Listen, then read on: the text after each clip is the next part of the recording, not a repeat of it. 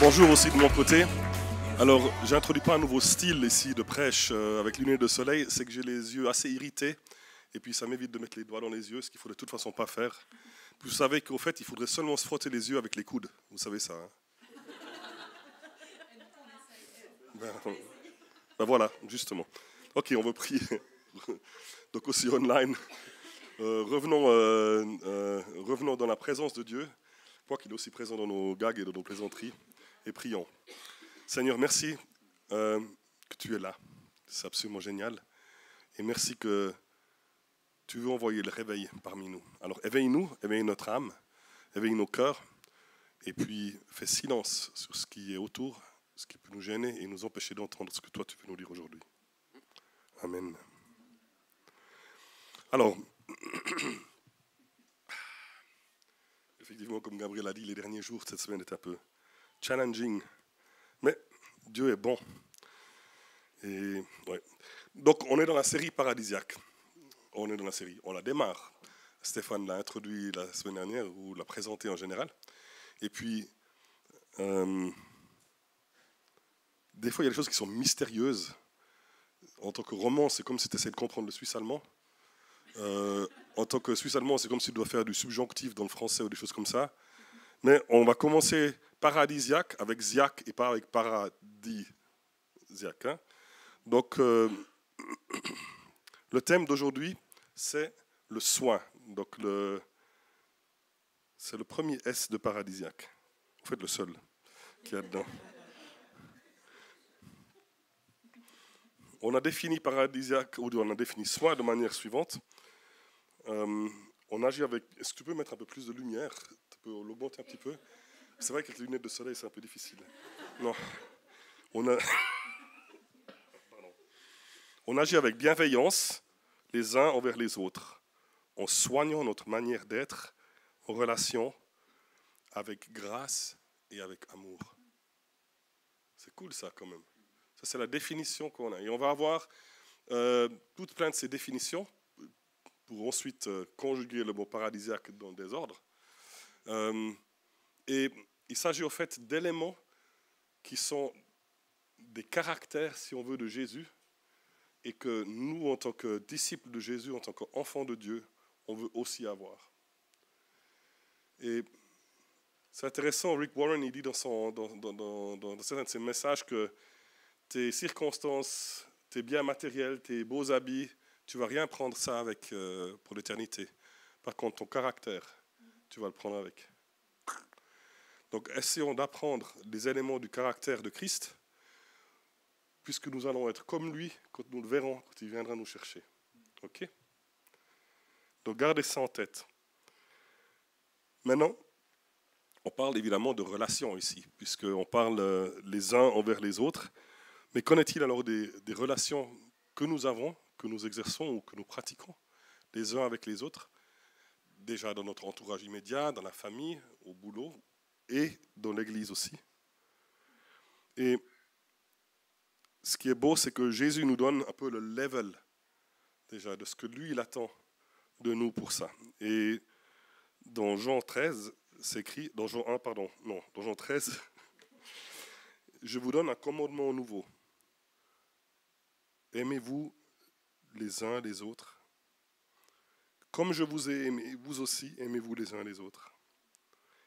Et c'est à cela que tous reconnaîtront que vous êtes mes disciples si vous avez de l'amour les uns pour les autres.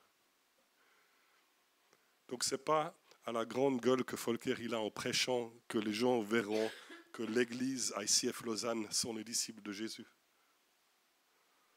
Ce n'est pas avec les grandes choses qu'on fait, qui sont visibles dans Facebook, Twitter, etc. et d'autres, TikTok. Ce n'est pas les choses qu'on poste, c'est l'amour pratique qu'on a les uns envers les autres. Et aussi dans 1 Pierre 2, verset 17, témoignez à tout homme et à toute femme le respect auquel il a droit. Aimez vos frères et vos sœurs dans la foi. Donc là, dans 1 Pierre, dans cette lettre, Paul il remet encore le point particulièrement sur les relations à l'intérieur de l'Église. Et c'est vrai qu'il y a beaucoup de gens qui viennent à ICF Et une des premières choses qui les fait accrocher, ce n'est pas la qualité des locaux, quoique maintenant ici où on est, c'est génial. Le café est excellent. Bon, s'ils ne boivent pas de café, pas de chance, mais ils sentent qu'il y a l'amour qui est présent. Et c'est quelque chose qu'on veut vraiment, vraiment travailler. Et une autre manière, un autre terme, disons, pour témoigner du respect, c'est aussi d'honorer, de s'honorer les uns les autres. C'est une autre manière de le dire. Et par définition, donc l'honneur s'exerce entre personnes, c'est toujours entre personnes, et sachant que chaque personne est voulue par Dieu dans le moindre détail. Tous sont des enfants de Dieu, ils sont à son image et ils sont adoptés par lui. Je ne sais pas si vous vous rendez compte de ce que ça veut dire, c'est qu'il n'y a personne qui est mieux que l'autre, il n'y a personne qui est mieux que l'autre. Dans Jean 15, verset 16, c'est écrit « Ce n'est pas vous qui m'avez choisi, non, mais c'est moi qui vous ai choisi, dit Jésus donc, et je vous ai choisi et donné la mission d'aller et de porter du fruit, et du fruit qui soit durable. Alors le Père vous accordera tout ce que vous lui demanderez en mon nom. » C'est incroyable. Donc, le fait que tu es un enfant de Dieu, que tu aies accepté Jésus, que tu es héritier, ne vient pas du fait que c'est ton choix à la base. C'est intéressant. Bien sûr, on doit se décider pour Jésus. On répond à son amour, on le dit. Mais lui nous a choisis en premier. Et ce qui veut dire aussi qu'il nous a choisis alors qu'on était pécheurs et qu'on n'était vraiment pas cool avec lui. Et puis maintenant, dans nos relations personnelles, combien de fois est-ce que je construis des bonnes relations ou des relations saines avec quelqu'un qui me plaît, qui est sympa. Si je démarre une nouvelle classe ou un nouvel endroit de travail, au début, je tâte un peu le terrain, et puis on voit bien des gens qui sont sympas, puis après, avec ceux-là, on construit des relations. Si Dieu avait fait ça, il serait seul au paradis, ou il sera seul au paradis, mais justement, alors qu'on était ses ennemis, Dieu s'est rapproché de nous, et on l'a vu dans la série Hashtag, il s'est réconcilié avec nous. C'est incroyable ce que Dieu a fait. Donc Dieu nous a choisis, et nous sommes donc tous héritiers si nous croyons en Jésus. Et ce qui est cool dans ce verset Jean 15, 16, ils disent qu'on doit porter des fruits durables. Alors, si vous pensez que la durabilité, c'est quelque chose de moderne, maintenant, ils parlaient déjà de fruits durables à l'époque. Donc, il n'y a pas que la durabilité écologique.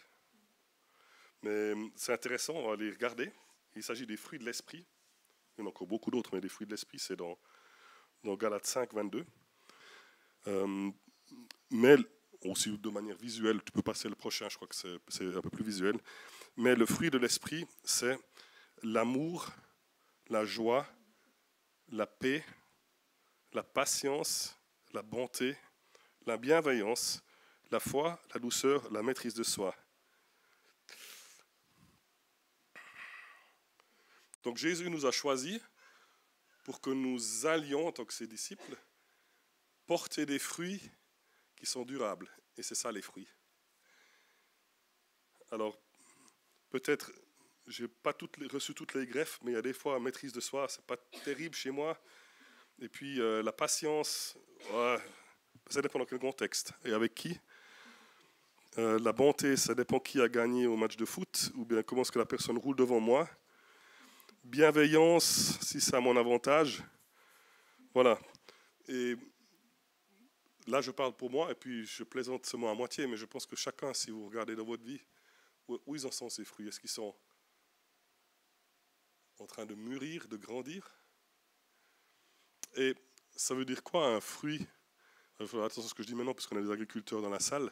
C'est quoi un fruit qui est durable?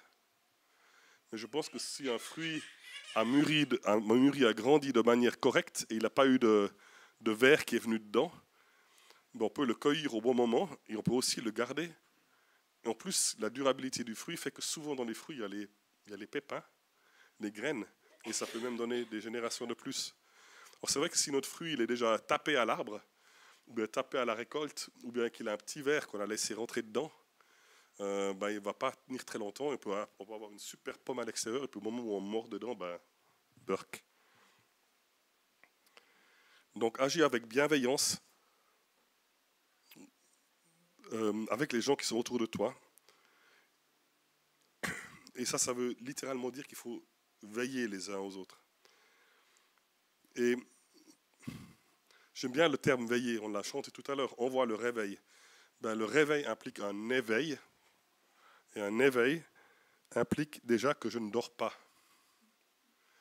C'est sûr que quand on était au service militaire en Suisse, il n'y a pas vraiment la grande guerre des gens qui doivent monter la veille ou faire la garde. C'est souvent le moment où on se dit, là je peux dormir tranquille. Mais ce n'est pas l'objectif. Le veilleur regarde ce qui se passe autour de lui et il est intéressé, en principe. Et ce que ça veut dire pour les relations, c'est je m'intéresse vraiment à la personne qui est en face de moi. Je m'intéresse à son entourage, mais je m'intéresse aussi à comment est-ce qu'elle va à l'intérieur d'elle-même, comment est-ce qu'elle se sent, comment va son âme. Alors que ce soit à l'extérieur, à l'intérieur de l'Église, dans les relations, c'est vraiment, vraiment important. Intéressons-nous sincèrement, vraiment sincèrement aux personnes que Dieu met à nos côtés. Et d'être bienveillant, donc il y a aussi bien, il y a d'être en veille et puis il y a le bien. Mais le bien implique une action, faire le bien. On peut penser du bien, ok, c'est bien aussi de penser du bien. Mais je pense que faire le bien,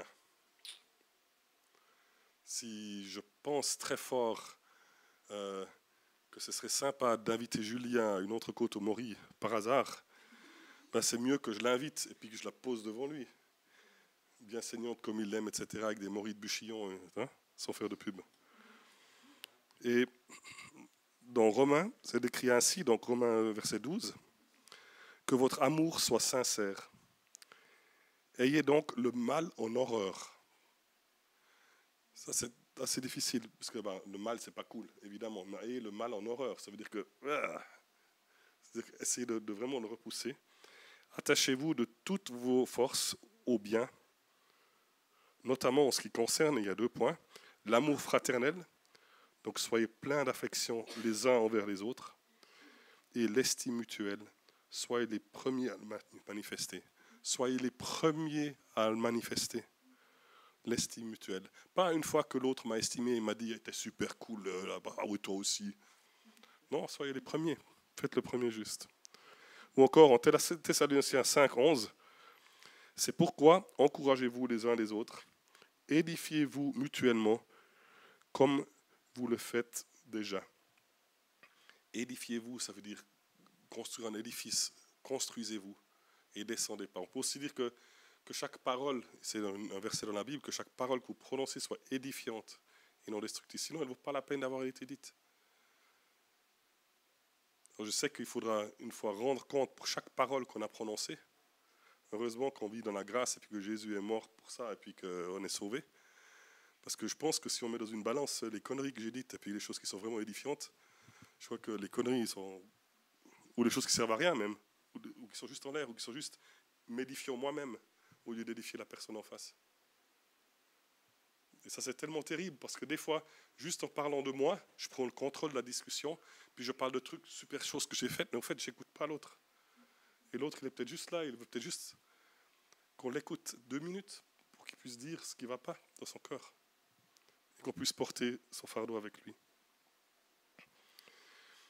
Et c'est possible parce que Jésus a tout accompli déjà à la croix pour nous. On a vu dans la dernière série, dans la hashtag Jesus,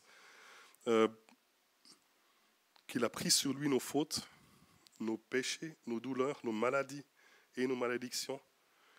Et il a bu notre coupe à notre place. Et il nous a réconciliés avec Dieu. On a aussi vu qu'il éclaire le plus profond de notre âme, les choses qui ne vont pas bien dans nous, là où c'est sombre. Et il veut nous guérir notre âme, place par place. Et il veut aussi enlever de nous tout ce qui nous charge, ce qui nous empêche de courir la bonne course pour faire sa volonté. Jésus veut vraiment nous rendre libres. Et c'est un de mes versets préférés, je ne l'affiche pas ici maintenant, mais si vous m'avez déjà entendu prêcher, vous l'avez sûrement déjà entendu plus qu'une fois. Celui que le Fils libère est vraiment libre. Et cela s'applique à toi et à la personne que tu as en face de toi. Et je vois pour moi, des fois, je me sens libre de donner un conseil, des fois un peu encourageant, critique à une autre personne. Mais est-ce que c'est vraiment réfléchi? Est-ce que c'est mûri? Est-ce que c'est le Saint-Esprit qui m'a vraiment dit que c'est le bon moment de dire cette chose?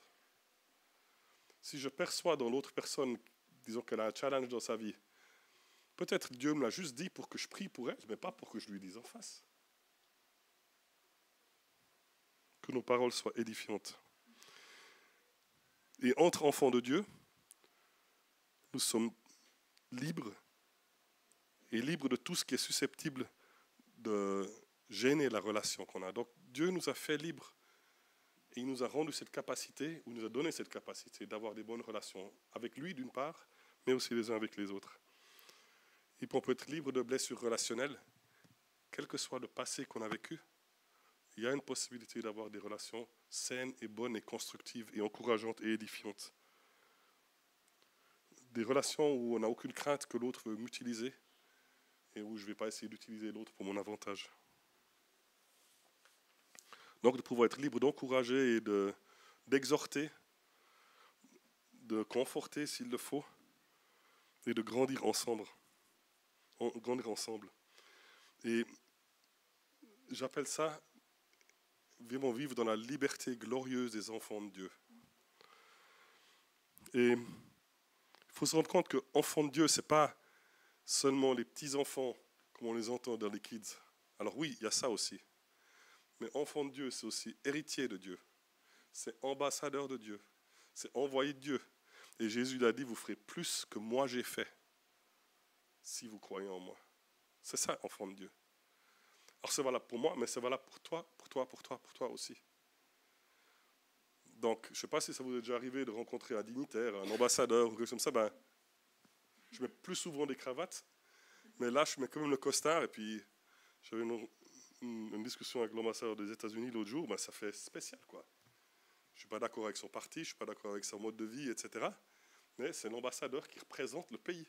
Tu veux dire, tu es quand même là. Et puis, tu es humble. Alors que je représentais l'école et tout, j'avais assez de choses aussi de mon côté. Mais, hein. Alors maintenant, dans nos relations, on est tous enfants de Dieu, on est ambassadeurs de Christ dans ce monde. Okay.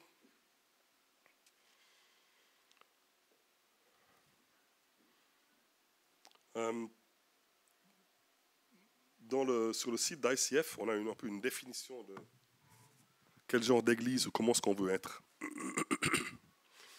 C'est écrit là, c'est traduit de l'allemand. Je ne sais pas pourquoi je n'ai pas retrouvé ça sur notre site ici à Lausanne, mais il est sur le site de Zurich. En tant qu'Église, notre passion est de voir les personnes devenir de plus en plus comme Jésus, de vivre courageusement et d'avoir une influence positive dans leur environnement. Et cette vision de l'Église, c'est aussi la vision d'ICF Lausanne.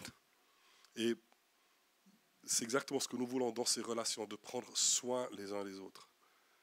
Pour que chacun puisse grandir, chacun puisse s'épanouir. Et puis, c'est ça qui est génial, c'est qu'on puisse se réjouir du succès des autres. Alors, ce n'est pas toujours le cas, mais souvent les parents sont super fiers quand leurs enfants font mieux qu'eux. Et je crois que quand il y a vraiment un amour vrai entre deux personnes, que ce soit une amitié, que ce soit dans un couple, etc., on se réjouit vraiment sincèrement du succès de l'autre. Puis même le succès de l'autre, c'est « yes, je le connais ». Et c'est cool. Et ce n'est pas du tout pour me glorifier. Et je crois que ça devrait être comme ça. Donc on s'exhorte, on s'édifie, on s'encourage, on s'élève les uns les autres.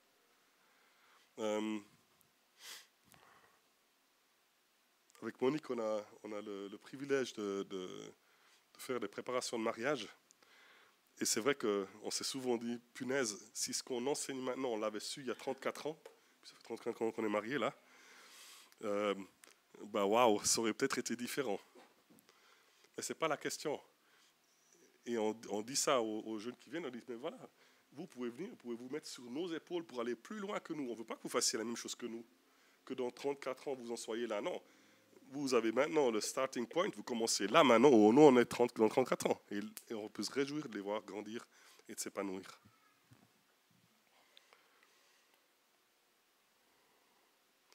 Et dans Ephésiens 4, 1 à 2, Paul il écrit « Je vous encourage donc, moi le prisonnier dans le Seigneur, à vous conduire d'une manière digne de l'appel que vous avez reçu. En toute humilité et douceur, avec patience, supportez-vous les uns les autres dans l'amour. » Et ce genre de supporter, ce n'est pas le genre de supporter « je te supporte, c'est pénible ». Parce que ce ne serait pas dans l'amour. Et nous sommes tous des êtres humains et nous sommes tous faillibles. Et même en tant que parent, ça m'est arrivé d'avoir des paroles qui étaient dures envers mes enfants. Mais en principe, en tant que parent, tu aimes ton enfant et tu le supportes avec amour. Donc ce n'est pas le genre supporter, t'es pénible, je te supporte à peine. Ce n'est pas ça. Et c'est ce qui est bon ici. Donc, à cause de l'appel que nous avons reçu, l'appel, Jésus nous a choisis, ce n'est pas nous qui l'avons choisi, pour que nous ayons amené des fruits qui sont durables. C'est ça l'appel dont on parle ici. Ok ? Alors, est-ce que tu es conscient de l'appel que tu as reçu ? Est-ce que quelque part ça te fait le clic, ou est-ce que le fuf libre de la pièce de Saint-Front est tombé de la tête au cœur là, ça fait ding, ding, ding, ding. C'est comme quand tu mets une pièce dans une machine. Alors, je ne sais pas si ça existe encore des machines à sous, c'est pas avec la carte. Parce qu'avant tu mettais la pièce dedans et puis quand tu entendais tomber, ding, ding, paf, là tu savais que tu pourrais aller sortir ta bouteille de ta boisson ou quelque chose comme ça. Ah, je pense qu'il faudrait qu'on trouve d'autres exemples parce que les gens ne connaissent plus ça vraiment. Mais soyons conscients que ce n'est pas un truc dans la tête, mais c'est quelque chose qui est dans notre être entier qu'on veut avoir. Et une manière digne de se comporter, Jésus nous l'a dit en Matthieu 22, 37 et 38. Et Jésus lui répondit, donc il parle à Nicodème, « Tu aimeras le Seigneur, ton Dieu » Pardon, ce n'est pas Nicodème, c'est un pharisien qui lui a posé la question, quel est le commandement le plus grand, le plus important. Donc tu aimeras le Seigneur ton Dieu de tout ton cœur, de toute ton âme et de toute ta pensée. C'est le premier commandement et le plus grand. Et voici le deuxième qui lui est semblable, donc qui est tout aussi important. Hein, juste qu'on soit clair. Tu aimeras ton prochain comme toi-même. Et là, on vient au point central. Donc, si je parle ici de m'aimer moi-même, commençons par la fin, on va monter le verset à l'envers. Là, je ne parle pas de narcissisme, hein. Ce n'est pas me, I and myself, comme on peut le voir là, mais c'est plutôt prendre soin de soi-même. Et s'il y a une chose que j'aimerais que tu retiennes ce matin, c'est tu es infiniment précieux aux yeux de Dieu. Il a donné Christ pour que tu sois sauvé. Il a payé tout. Et respecte et honore toi-même dans ce contexte aussi. Et pose-toi la question, je la pose aussi, posons-nous la question, est-ce que toutes les habitudes que j'ai me font du bien et m'édifient ? Il y a une étude qui a démontré qu'une grande partie de nos cellules, donc physiques, de corps se régénèrent dans les 7 ans. Je ne sais pas comment c'est avec les os, etc., mais en principe, tout le reste, les cellules se régénèrent.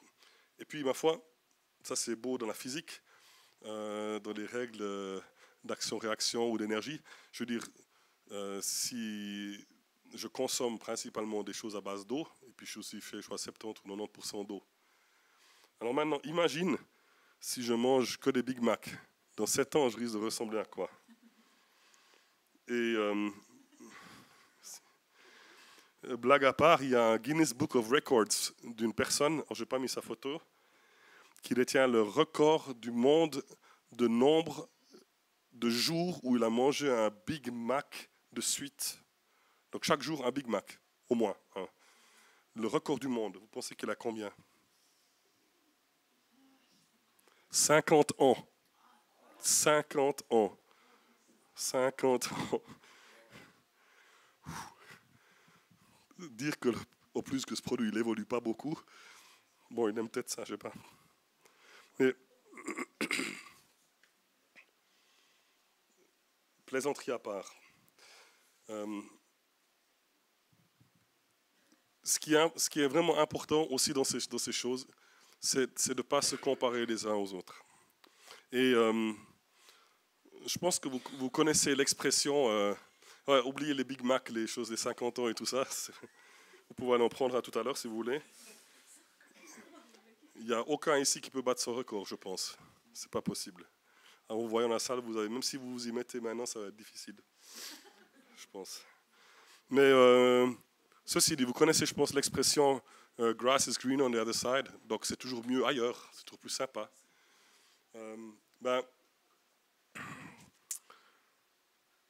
J'aime bien, souvent maintenant on trouve comme un addendum à cette expression. If grass is greener on the other side, donc si l'herbe est plus verte à l'autre côté, contrairement à là où toi tu es debout, so start watering your side. Donc commence à t'occuper à soigner ton côté, plutôt que de dire oh les autres ils font mieux, c'est plus facile pour eux. Et commence à prendre soin de là où tu es. Essaye pas d'aller ailleurs. Essaye pas d'aller dans un autre endroit où ça pourrait être plus simple. Ça c'est typiquement, bon, et moi en premier, j'avais du stress au boulot. J'étais directeur général et puis un collègue qui était un peu senior, il voulait me faire le point, qu'il était plus chef. Alors une fois, il me tend sa tasse de café et puis il me dit comme ça, va me faire un café.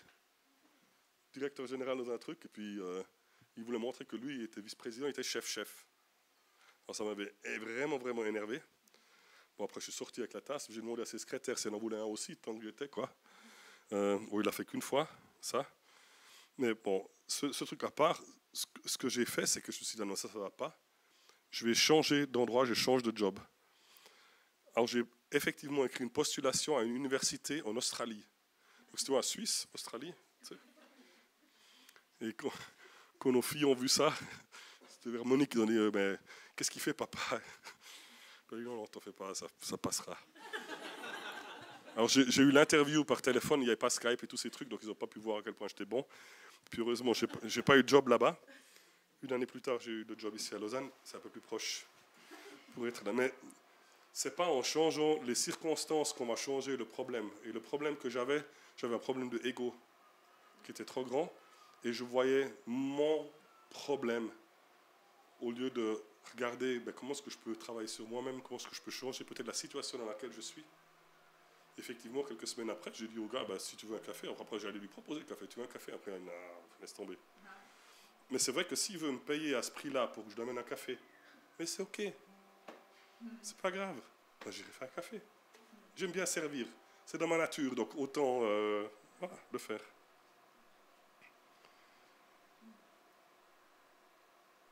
Apprends vraiment à te faire du bien. Et là, je parle vraiment de corps, âme et esprit. Il y a vraiment les trois. Ils sont associés ensemble, tu ne peux pas les séparer, mais il y a les trois éléments. Et pose-toi vraiment la question aussi tout à l'heure, quand tu vas avoir un moment de face-to-face, est-ce qu'il y a quelque chose que tu remplis? C'est quoi ton Big Mac? Alors, j'aime beaucoup les Big Mac. C'est juste l'exemple que j'avais.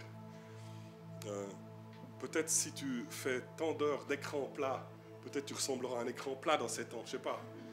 Ou si tu te remplis d'images qui sont trafiquées, fake, etc., ou même qui sont juste des news, des machins comme ça qui ne te permettent pas, ton âme, ton esprit à se reposer et à analyser les choses, tu ne te fais pas non plus du bien. Ok? Et je veux reprendre le verset de Jean 13 qu'on a vu tout à l'heure. Et là, c'est Jésus qui parle. Je vous donne un commandement nouveau. Alors, l'ancien commandement, c'est aime Dieu et aime ton prochain comme toi-même. Et il n'a pas été annulé. Maintenant, le commandement nouveau, c'est aimez-vous les uns les autres. Et comme je vous ai aimé, vous aussi aimez-vous les uns les autres. Et c'est à ceci que tous reconnaîtront que vous êtes mes disciples, si vous avez de l'amour. Si vous avez de l'amour. Donc, demandez à Dieu, si vous n'avez pas assez d'amour dans votre cœur, demandez à Dieu qui vous en donne. Il adore donner ça. Demandez au Saint-Esprit qu'il prenne la place et qu'il vous remplisse d'amour, de ses fruits. ces fruits qui sont durables.